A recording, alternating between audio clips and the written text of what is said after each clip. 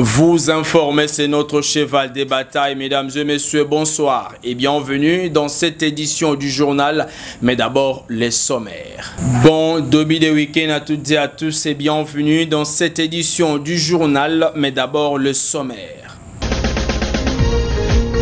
C'est jeudi à la Cité de l'Union africaine, le président de la République démocratique du Congo, Félix Antoine Tshisekedi Tshilombo, a présidé une réunion interinstitutionnelle afin d'analyser la situation globale de la République démocratique du Congo. Les informations phares de l'Afrique au monde, les fruits et œuvres de nos confrères de VOA Afrique. Ça sera tout pour les titres, mesdames et messieurs. À présent, les détails.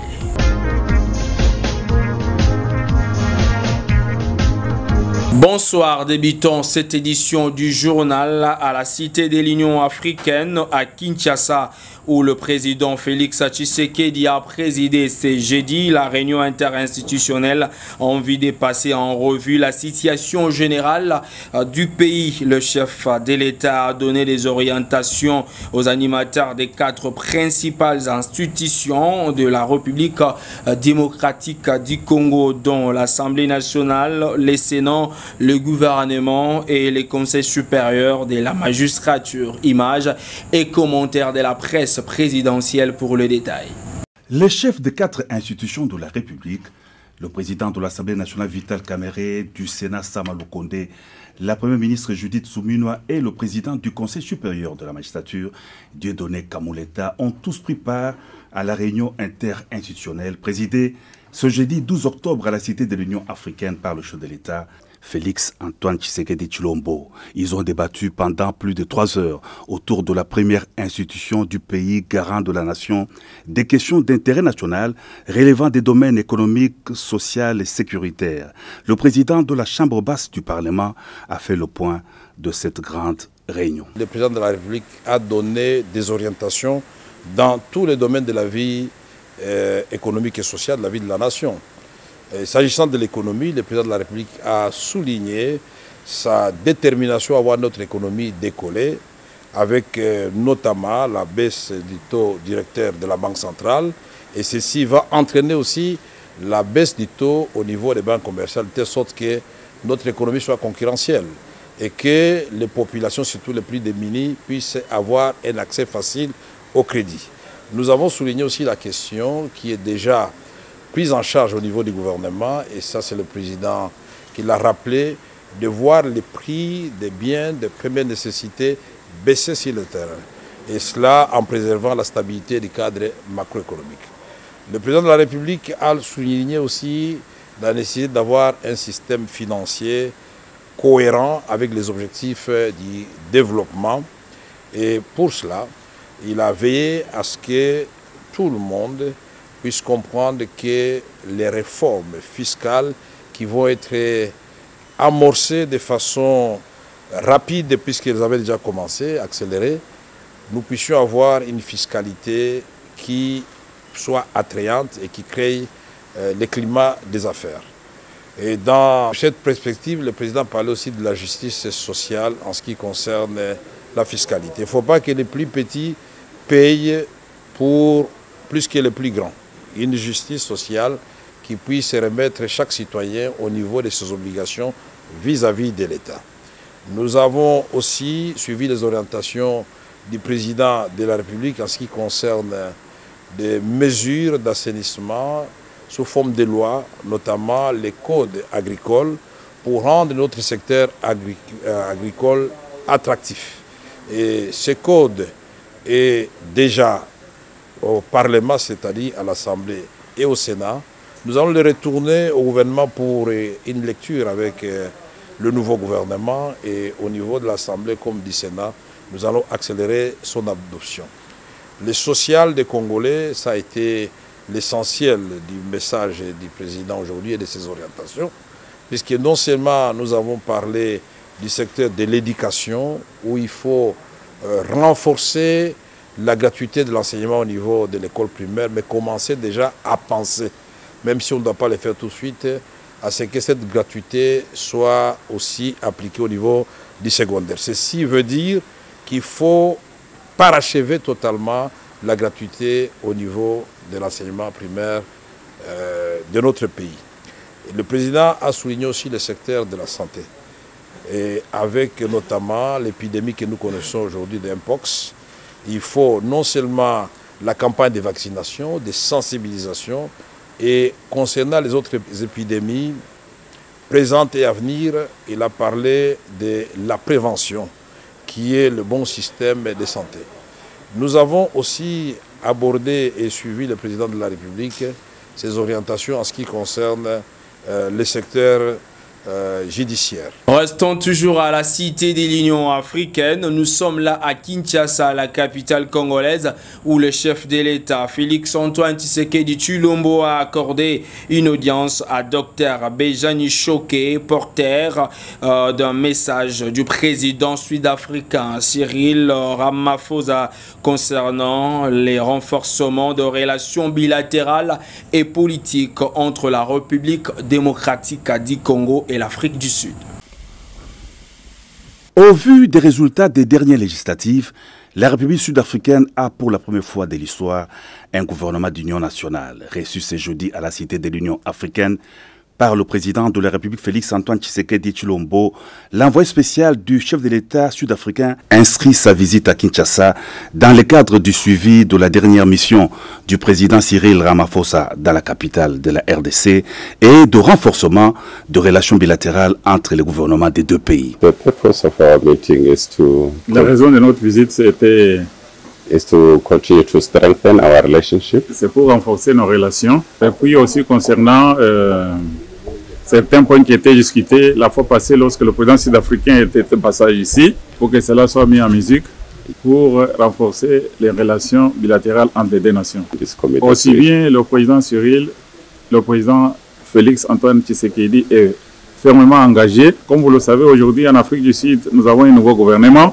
Comme nous venons des élections justement, nous sommes vraiment décidés de faire en sorte que ce qui était conclu avec le gouvernement congolais soit vraiment mis en application. Et nous voulons que ça se fasse le plus rapidement possible. Pour l'envoyé spécial du président sud-africain, la commission mixte RDC-RSA devrait très bientôt se réunir pour la poursuite et le renforcement des accords de coopération entre les deux nations. Autre chose dans cette édition du journal, le vice-premier ministre congolais en charge de la fonction publique, Jean-Pierre Liao, était face aux professionnels de santé des cliniques congaliema et quinoises dans le cadre du dialogue social dénommé Farafara. Cette initiative est pour récolter le vrai problème des fonctionnaires de l'État congolais à la base en vue de trouver des solutions palliative et sauver l'administration publique de notre pays.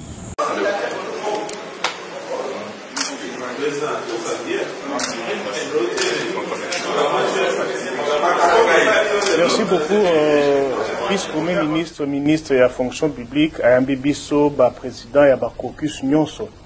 Il y a Congo, tout ça, président, il y a caucus à chaque province. Ayambi Bisso pour la quota, la maïma. Fonctionnaire à l'État. Vous voyez que fonction publique, ils moko ya structure ya l'État où ils ont engagé batubélé. De passer en revue Maïmatali évolution na bango. De remarquer que vice-premier ministre, ministre de la fonction publique, a sali moins misala et belé par rapport à la statistique. En 2 ans, Yapamba a réussi à mécaniser plus de 150 000 fonctionnaires. Et l'Oko est salamate pendant plus de 30 ans. Vice-premier ministre a PCB Maïmatali Barré, notamment statut ya fonctionnaire, notamment les Cambo Etali retraite, na Maïmatali bien vivre na bango. En gros, vice-premier ministre Azali na vision moko claire, Azali na besoin ya soutien na biso autorité budgétaire, na air tokota la Maïmatali budget à l'État, to eba kotiela ye makoki. Tolobaka mingi oyo asali 10 ans, 15 ans, 20 ans afuta magate. Toza bona besoin misolo wana pona kopesa ete mutu nyonso congolais nyonso oyo apesi bomo na ye na koyede bandeko na ye na kosala mosala ya l'État ayeba kozwa lifuti na ye. Et puis na mikolo na ye ya pokwa soki alembi l'État ebosa na ete eba bongo kokamba ye na temps ya retraite kopesa ye masolo oyo ekosala ete esunga ye na vie na ye. Mais nyonso totali yango na vice premier ministre topesani mpe baconseil moto na moto azalaki na likambo oyo etali mpe epai na ye alobi yango akoyamba biso province par province tozwa baelema nyonso touti nango na vacances parlementaire na base topesa ye ayeba korésoudre yango au fur et à mesure. Ezali malamu te congolais oyo a travaillé mingi pour la fonction publique asukisa vie na ye na pauvreté bongo. Il faut l'état pe abwakela ye liso. Nde mosala oyo vice premier ministre aza kosala asengi accompagnement na biso tolakie yango pote na budget oyo tokobanda mikolo oyo toyeba kofungola liso na mayematali fonctionnaire à l'état boni boni akozwa mosolo na ye boni boni na pokwa soki alembi bayeba kokipe na mbula matali.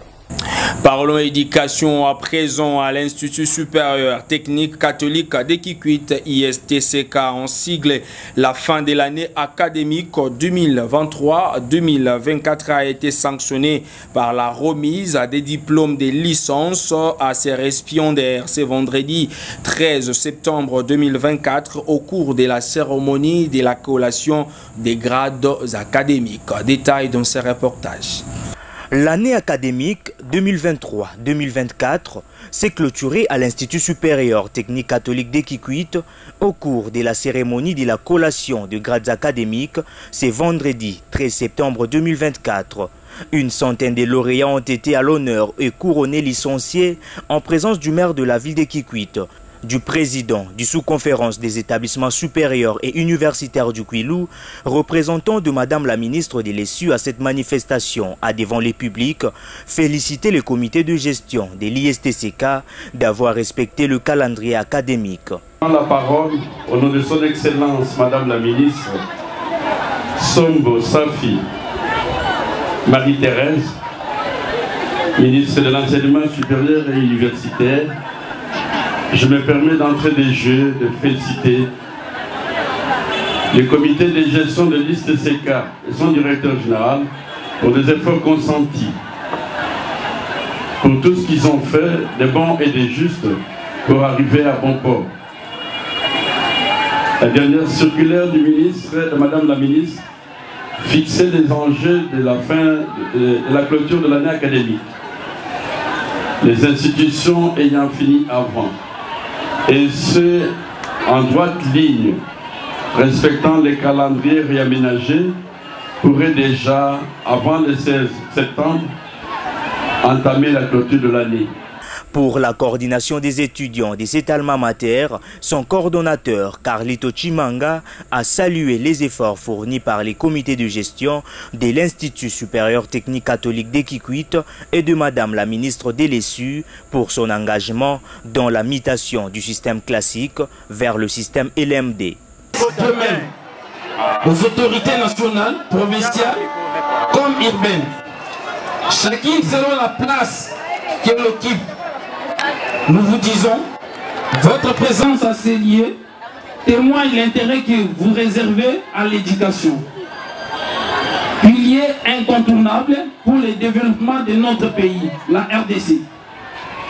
Chères autorités, c'est ici l'occasion pour la coordination des étudiants de saluer les efforts fournis par le ministre de l'ESU dans son engagement dans la mutation de notre système d'enseignement supérieur vers les standards internationaux selon la formule de Bologne. Je voulais parler du système LMD.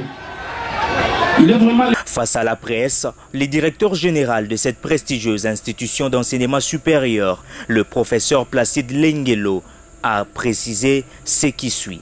C'est une journée très capitale pour nous, avec cette double cérémonie de collation de grades académiques et la clôture de l'année 2023-2024. À votre question, vous savez, à l'ISTCK, nous avons plusieurs filières. Il y a les filières qui sont montantes, donc arts et métiers avec technique d'habillement et aussi modélisme. Ici, là, cette année, ils ont à peine la deuxième. Nous avons aussi technique de maintenance et réseau, ça c'est la première année. Mais nous avons les vieilles ou alors les anciennes filières, notamment gestion des entreprises et organisation du travail.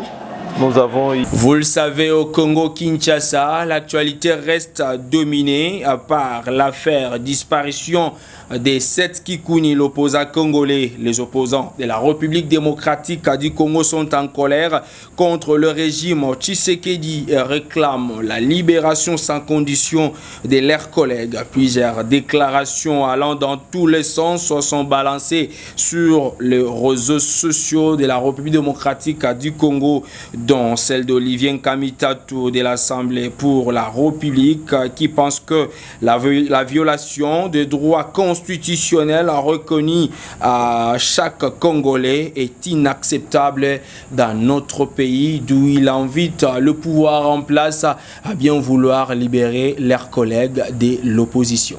Le pourquoi de cette cohésion nationale. Qu'est-ce que j'entends par cohésion nationale?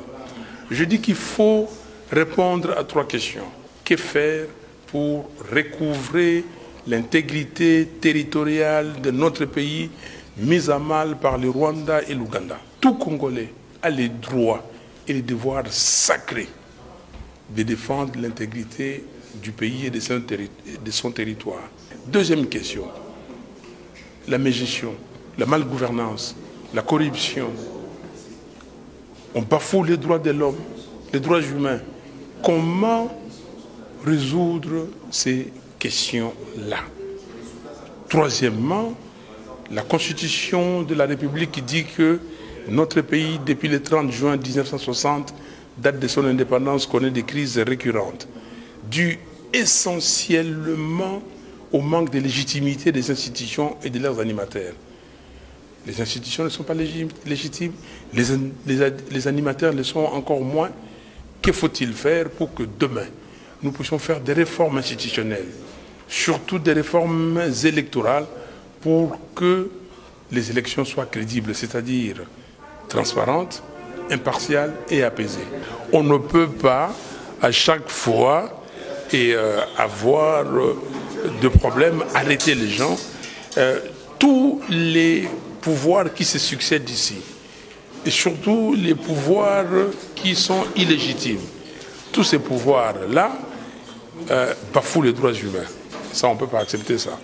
Donc l'arrestation de Seth, il faut rendre Seth à sa famille et on n'a pas besoin de les garder dans les geôles de l'ANR.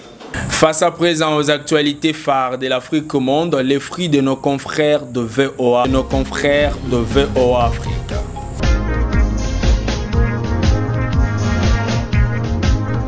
Ainsi s'achève complètement cette édition du journal. Mesdames et messieurs, merci de l'avoir suivi et bon début de week-end chez vous. Au revoir.